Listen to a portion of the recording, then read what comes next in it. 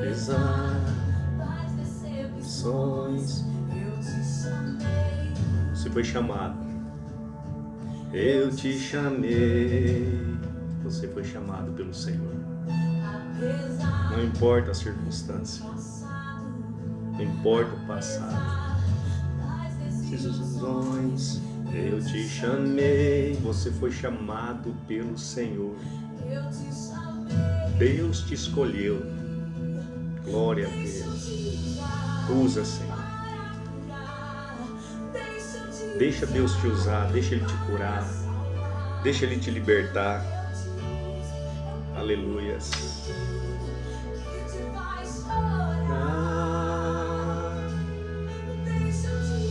Usa, Senhor, nossas vidas. Cura nossas vidas, ó Deus. Aleluias.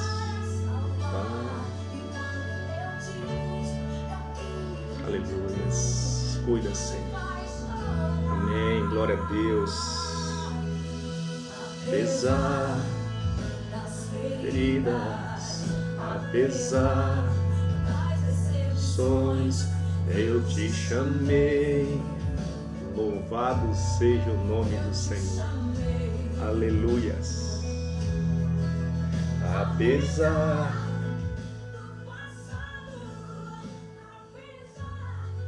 Amém. Eu te chamei. Glória a Deus. Glória a Deus, meus irmãos. Nós somos chamados, vocacionados, escolhidos para esse momento, esse tempo chamado hoje, para realizarmos essa grande obra, aquilo que Deus tem para realizar na vida de cada um de nós. Você é um escolhido de Deus. Amém? Glória a Deus. Semana passada nós tivemos o conteúdo ministrado foi ministrada a palavra que diz o seguinte tema: Deus nunca desiste do seu plano original. Que maravilha! Deus nunca desiste. Deus é imutável. Deus não tem variação.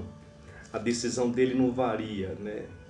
Deus não se arrepende daquilo que fez, daquilo que faz. Então nós defendemos esse seguinte tema: Deus nunca desiste do teu plano original. Glória a Deus. E hoje nós vamos trazer um seguinte tema, um tema maravilhoso, que eu quero que você tome posse dele. Eu desejo no profundo do meu coração que você tome posse desse tema para a tua vida. Ele diz assim, olha, fomos, somos e sempre seremos o meio pelo qual o reino se manifesta. Você está com o teu conteúdo aí em mãos, vamos ler junto comigo agora. Fomos, somos e sempre seremos o meio pelo qual o reino se manifesta. Amém? Isso precisa estar aqui, ó. Isso precisa penetrar o mais profundo do teu coração. Porque esse tema é a pura verdade. Desde a criação do Éden até o findar dos tempos, nós fomos, somos e sempre seremos o meio pelo qual o reino se manifesta. Nós fomos por quê? Por que nós fomos? Porque lá no passado teve alguém que disse: eis-me aqui. Teve alguém lá no passado que diz: eis-me aqui, Senhor. Eu não vou citar nome aqui, porque todos aqueles que foram chamados por Deus e disseram: eis-me aqui, realizaram e deixaram para nós essa grande história. Todos os personagens bíblicos, né? Todos aqueles que responderam ao chamado de Deus, que fizeram a história do qual hoje nos alimenta, que deram continuidade na história de Deus, que alcançou até nós, que chegou até nós, eles disseram: eis-me aqui. Se colocaram em prontidão. Somos quando nós nos dispomos a dizer: eis-me aqui. Então você percebe que ser o meio, ser o meio pelo qual o reino se manifesta depende de eu dizer, eis-me aqui. Porque Deus não obriga, Deus não força a ninguém a ser o meio pelo qual Ele quer realizar as coisas. Mas Ele chama. Então somos. Quando é que nós somos? Quando eu vou à igreja? Quando é que nós somos? Quando eu participo, né, de alguma atividade dentro da igreja? Nós somos o meio quando nós dissemos de coração, eis-me aqui. Eis-me aqui. Porque a manifestação do reino tem que passar por você. Tem que acontecer em você e através de você. Então, eis-me aqui é o que define. E sempre seremos. Por quê? Porque o chamado de Deus, ele não é interrompido. Deus sempre vai continuar chamando. Ele sempre vai continuar convocando as pessoas para poder dar continuidade no propósito eterno de Deus. Então nós fomos, porque lá atrás alguém disse, eis-me aqui. Nós somos, porque hoje nós estamos dizendo para o Senhor, eis-me aqui. E nós seremos por quê? Porque a futura geração também vai ter aqueles que vão dizer, eis-me aqui. Interessante que essa futura geração, ela depende da nossa geração. Ela depende de mim e de você. Por isso que esse papel que nós estamos assumindo e que Deus está realizando na nossa vida e através das nossas vidas, ele é fundamental para que o reino continue se manifestando na face da terra. Aí, diante desse tema, eu quero te fazer uma pergunta. Quem é você? Quem é você? Como você se vê? Né? De que forma você se vê dentro dessa proposta que Deus traz para nós de unir o céu e a terra e nos escolher o homem para ser o meio pelo qual o reino dele se manifesta? Quem é você? Quem sou eu? Eu quero te afirmar com todas as letras, você é o meio pelo qual o reino se manifesta. O reino se manifesta por intermédio da tua vida. O reino se manifesta por intermédio da sua vida, você, individualmente. Aí nós nos unimos como corpo para realizar o propósito de Deus, mas é você. Você é o meio. Existe uma porção para mim, existe uma porção para você, para que o reino manifeste na tua vida e através da tua vida. Mas por que, diante de uma proposta tão maravilhosa, e sermos escolhidos por Deus para ser o meio, porque muitas vezes nós não tomamos posse, ou não estamos à estatura que Deus pretende nos levar? Por quê? Aí eu quero perguntar para Jeremias. Está no conteúdo, é só você acompanhar. Vamos perguntar para Jeremias. Jeremias, quem é você? Olha só o que Jeremias diz lá em Jeremias 1,6. Ele diz assim, eu sou aquele que não sabe falar. Vai lá, lê lá, Jeremias 1,6, ele diz assim, olha, eu sou aquele que não sabe falar. Era dessa forma que Jeremias se via, como alguém que tinha dificuldade de falar. Deus tinha chamado ele para ser profeta das nações. E Jeremias responde, eu sou aquele que não sabe falar. Aí Deus chama Gideão também, estou citando os dois aqui, mas o chamado de todos. Né? No momento do chamado de todos, muitos recuam quando olham para si e têm uma visão oposta à visão que Deus tem para aquela pessoa. E aí, Gideão, quem é você? Eu sou inferior aos outros, Senhor. O meu clã é o menor, minha família é o menor. Deus chama Gideão para libertar o povo de Israel dos midianitas. E lá em Juízes 6,15 ele diz assim, mas eu sou inferior. O Senhor chamou a pessoa errada, o meu clã é o menor, a minha tribo é a menor. Eu não sou essa pessoa que o Senhor está me imaginando. Escolhe alguém mais forte, mais poderoso, um clã mais forte, uma tribo mais forte. Não, ele olha para dentro de si. E Jeremias diz assim, através dessas palavras, eu não sou competente, eu não sou capaz. Então quem é você, Jeremias? Eu sou aquele que não sabe falar. Quem é você, Gideão? Sou inferior aos outros. Sabe por quê, meus amados? Sabe por quê que muitas vezes nós não tomamos posse do que Deus tem para nós? Sabe por que muitas vezes nós interrompemos aquilo que Deus tem para realizar na nossa vida? Por causa do medo. O medo nos impossibilita muitas vezes de realizar ou de conquistar as coisas que Deus tem para nós, porque o medo nos impede de avançar, o medo paralisa. Aí você traz para a tua vida pessoal, você traz para o teu cotidiano, você traz para dentro do teu trabalho, para dentro dos teus relacionamentos, para a tua vida, aquilo que você pretende alcançar na tua vida, você traz para dentro e você vai perceber que você vai se deparar com um monte de medo. Olha só, Deus está edificando, né, uma obra maravilhosa no nosso meio. Deus está realizando uma obra maravilhosa, dando-nos oportunidade de assumir posição, mas muitas vezes o medo, ele nos impossibilita. Medo do que pode acontecer. Olha só, medo do fracasso. Tem pessoas que não dão um passo porque tem medo de fracassar, mas se você não der esse passo com medo de fracassar, você nunca vai experimentar a vitória.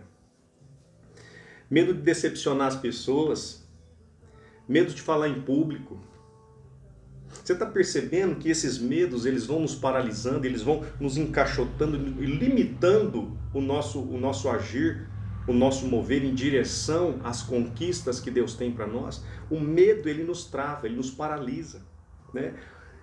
Enquanto nós estamos tendo medo, Deus vai levantando outras pessoas. Por que a gente vê hoje homens, servos e servas de Deus conquistando, crescendo, né, ministerialmente, aqueles que crescem profissionalmente porque enfrentam medo, encara o medo. O medo não tem como você orar para pedir para Deus tirar o medo da sua vida. Não, o medo tem que ser confrontado, você tem que desafiar ele, você tem que enfrentar ele, ou você vence ele, ou ele vai te vencer, né? Medo de ser rejeitado. Eu tenho medo de ser rejeitado, então eu faço até o que eu não quero fazer para não ser rejeitado pelo próximo. Não, você tem que ser você mesmo. Então o que impedia aqui, o que fazia com que esses homens, e faz com que nós também sentimos esse medo nos desafios, não é só Jeremias, olha só, nós estamos falando de Jeremias, de Gideão. Mas o que nos impede alcançar é o medo que nos paralisa.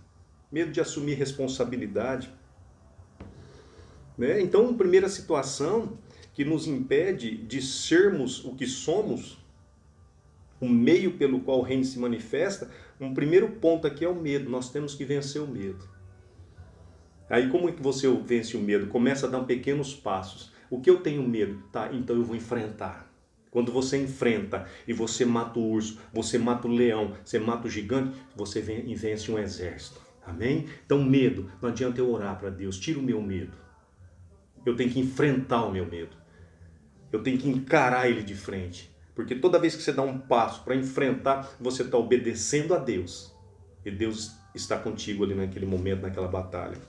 Existe uma outra situação que nos impede de realizar ou de ser, né? Realizar através das nossas vidas a manifestação do reino e ser o que Deus pretende que sejamos. É um outro ponto. Vamos lá em Lucas 14, 16 a 20. A palavra do grande banquete.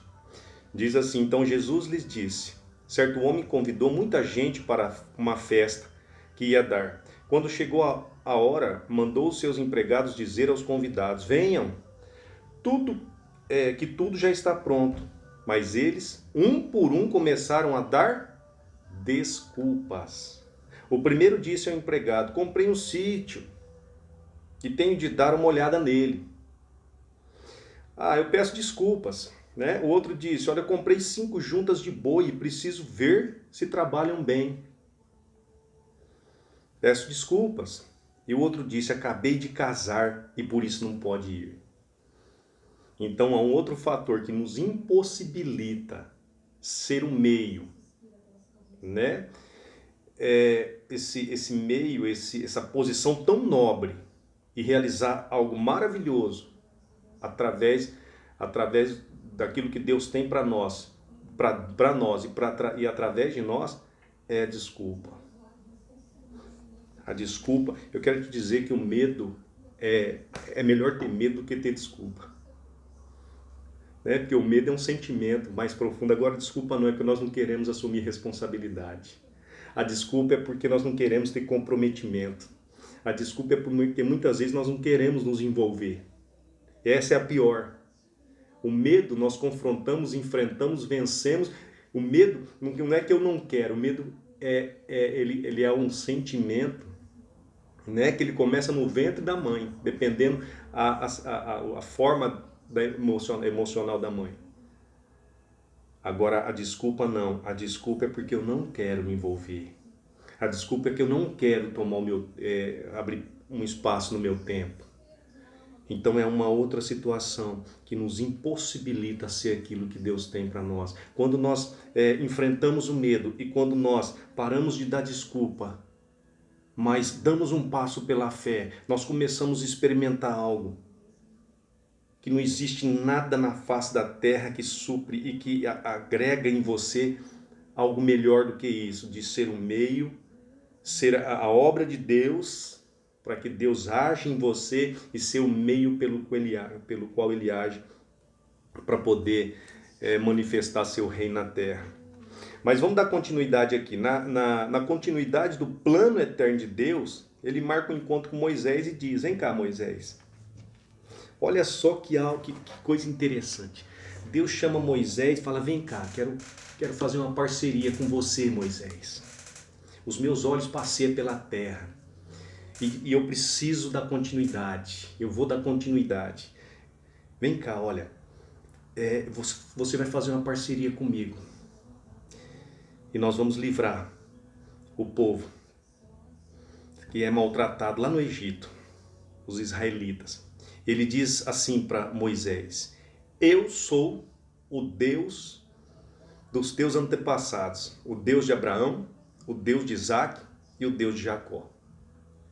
Enquanto nós dizemos assim: eu tenho medo, eu não posso, eu sou o menor, eu não sei falar. Olha da forma que Deus se apresenta: eu sou.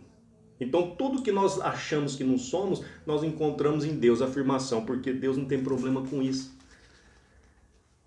O Senhor não tem problema com isso. Ele já se apresenta assim: eu sou. Ele tem convicção da identidade dele, quem ele é. Nós precisamos andar com quem tem convicção do que é. Nós precisamos andar lado a lado, porque que Deus é a primeira pessoa do qual nós temos que valorizar e andar, porque ele não tem variação. Ele não tem dúvida do que ele é. E ele diz: eu sou, eu se apresento, porque realmente ele é. Então a única forma de nós deixarmos de ser o que pensamos ser para ser o que Deus pensa que nós somos é andar com aquele que tem certeza de quem ele é, de quem nós somos. Ele não tem dificuldade para saber e para enxergar quem somos nós, na ótica dele. Então ele diz: eu sou, né? Parte B diz assim: eu tenho visto. Então você vê que o eu de Deus é tudo afirmativo. Eu sou, eu tenho visto como o meu povo está sendo maltratado no Egito, e por isso desci para libertá-los do poder dos egípcios e para levá-los do Egito para uma terra grande e boa. Agora venha, eu o enviarei.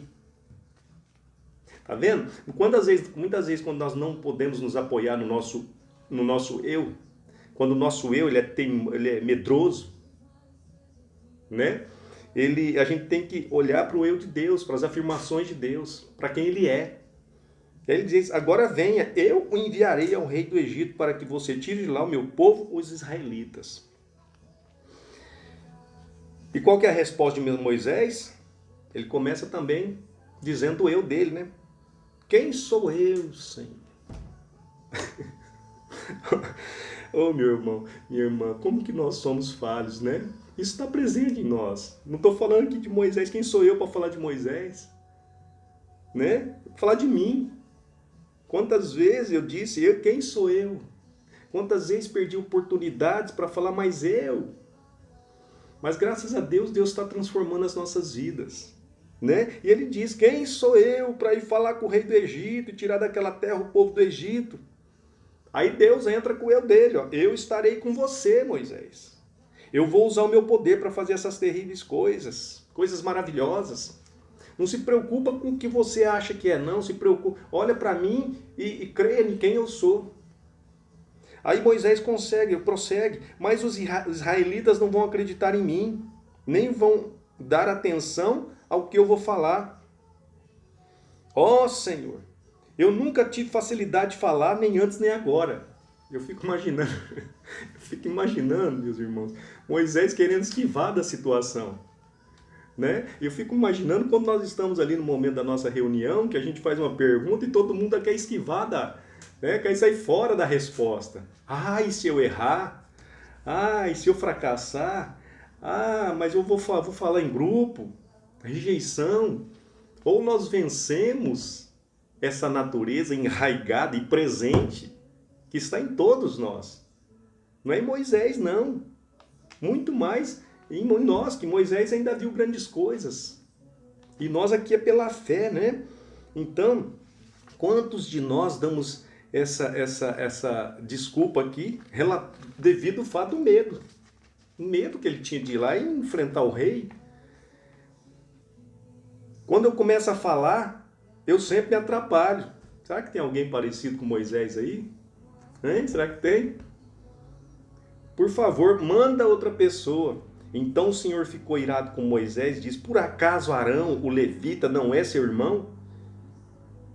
Eu sei que ele tem facilidade para falar, além disso, ele está vindo para encontrar com você, ó Moisés, eu vou resolver essa questão, porque você é um chamado, você é escolhido, não importa o que você acha que é, como você se vê, importa que eu acredito em você e vou realizar essa obra por intermédio da tua vida. Não importa. Aí Arão vem para poder ali auxiliar Moisés.